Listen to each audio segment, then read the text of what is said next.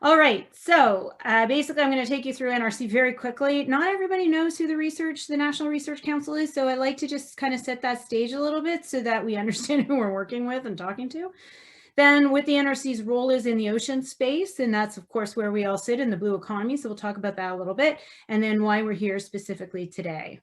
So I like to put this slide up first. Essentially, the National Research Council is Canada's R&D organization, or basically we're the branch of the government that does R&D to help industry, amongst other things, which I'll show in a moment. But really the idea here is that I really want to share the values with you. We are about research and creating excellence through science and innovation, but our values are respect, integrity, impact. And these are the things that I think are important that you know that when you're dealing with the NRC, these are the values that you're dealing with as well. And of course, collaboration is key, and we're really here about collaborating. So the three key roles of the NRC are business innovation. So we have these facilities, you can see them in those little red dots across the top right-hand corner of your screen.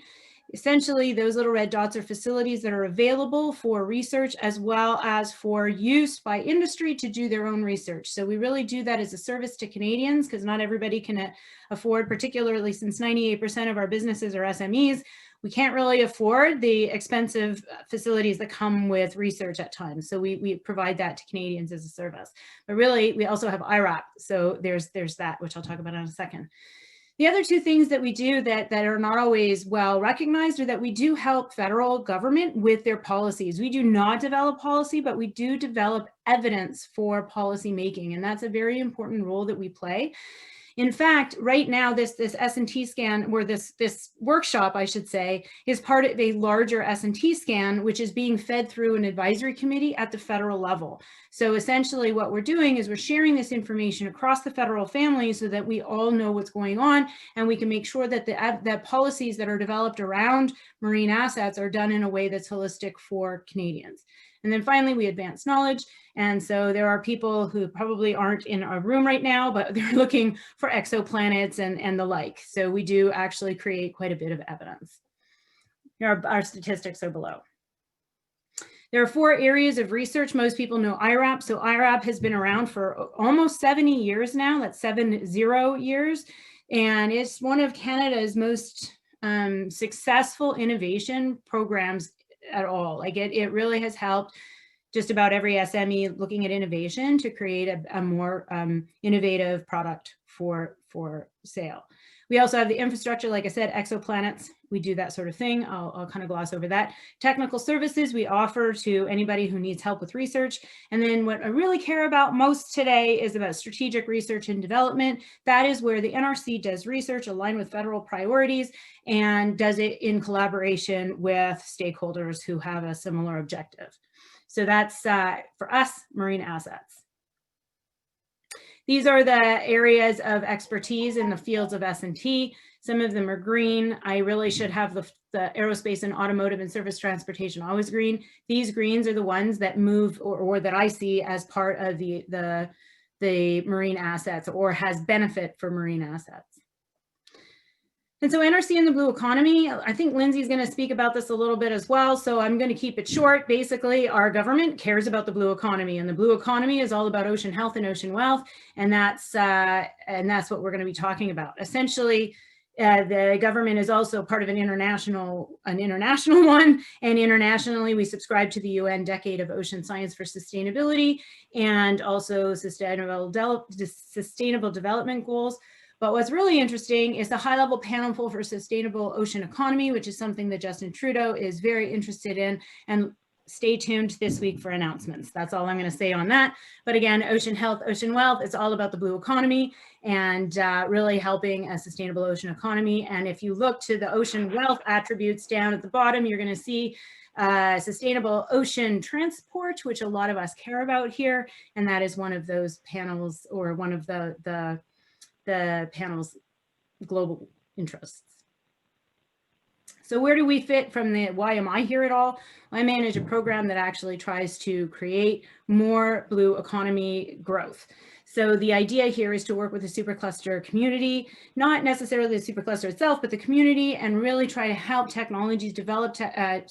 companies develop technologies that will incent health of the ocean, while also capturing that wealth component that we're talking about, that economic gain. And really what we want to do is start putting a little bit more emphasis on the health of the ocean, and shipping is a big part of that. What the health of the ocean is really the asset, and if the ocean is healthy, then you're obviously going to be able to derive wealth from there. Now, from a marine assets perspective, just about any human-made element can sit in a dead ocean. That is true. But if the ocean itself is not living, there's no reason for us to be on that dead ocean. So that just kills that industry there. So we can just gloss over that on that one. Anyhow, we are a 7-year program. That 7-year program is about a $50 million investment from the NRC over that time, and about 10, maybe a little more, goes out in in grants and contributions. So essentially, we want to partner with you and with others to develop a marine system or a marine industry that is as advanced as possible, and that can really derive benefits environmentally as well as economically. Like, really, the end goal is that if we cannot make money doing something, we're not going to do it. So it really is important to put the economy there. And Lindsay can speak to that as well. Our capacity is down at the bottom, but that's not what you're here to learn about. We're more here to learn about you. So I'll cover that over. Intelligent marine assets. There are 4 areas in the program that we focus on. Today, we are here squarely for intelligent marine assets. So I'm going to not talk about any of the others. I'm really going to talk about our interest in furthering those assets in the water that are, again, human-made. This is just a slide to show how a little bit in the green, which is ocean health, can really attribute to the wealth component. And so I'll talk about that. The program cares about diversity and inclusion, very much so. And so with all of the projects that we undertake, we actually do a GBA analysis, and we actually ask people as well when we're doing collaborative projects to really consider the health, or in the health wealth, I should say, attributes of their project, so that we can really start thinking together in that same way.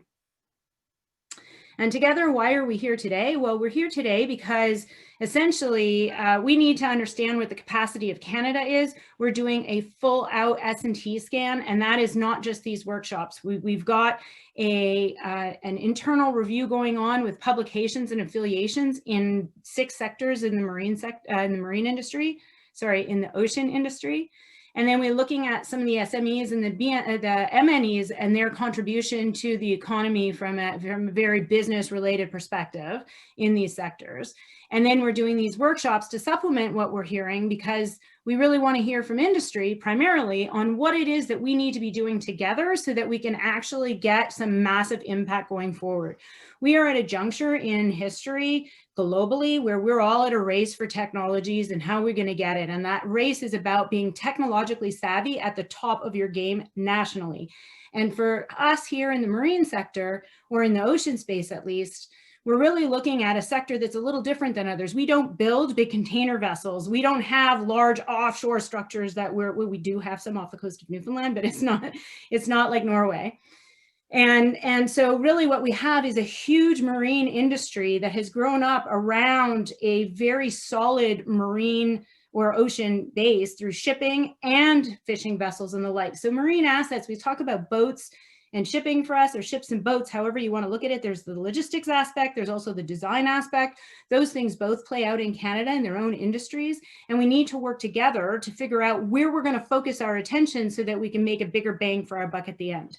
Marine assets, I'm just showing here on the slide. Usually when I show this slide, it's one sector, some questions, but marine assets, really the vessels and the structures that marine, like it looks at boats and ships and the like, but we also have fishing and aquaculture that uses these assets. We also have marine energy that uses these assets. So, and we have offshore oil and gas, which I didn't even put in here, and they have some vessels as well, but it really is a large sector. So anyway, we're here to figure out how to work together in that sector to make the biggest bang for our dollar. And this is really important now as well. This is the last thing I'm going to say. It's really important because COVID really bankrupted like all of us, right? It killed our economy, and it really, from a government perspective, we have put a lot of funding into making sure that the people of this country have lived a quality life that they're used to. And because of that, we now more than ever have to align our forces so that we can do the research and the technology development necessary to get to that end game. So I say this a lot, so if you've heard me say this before, I'm sorry. But basically what I see ourselves is Canada is like a bunch of SMEs and academia, nonprofits and the like, mostly SMEs. And essentially what we are is like a bunch of particles. And if we could align our particles like a wave, we can then wash over Canada and the world and make a huge difference. And I often hear in the innovation world that we should be more like Norway, or we should be more like the US, or we should be more like someone else. But I think that the world needs more Canada. So we should be more like Canada, figure out what Canada is strong at in the areas we're strong at, and make a huge dent in the globe in that area. So with that, I thank you all again for being here. And I'm passing the floor to Lindsay, who is going to set the stage for this discussion on where this industry could be. Thank you very much.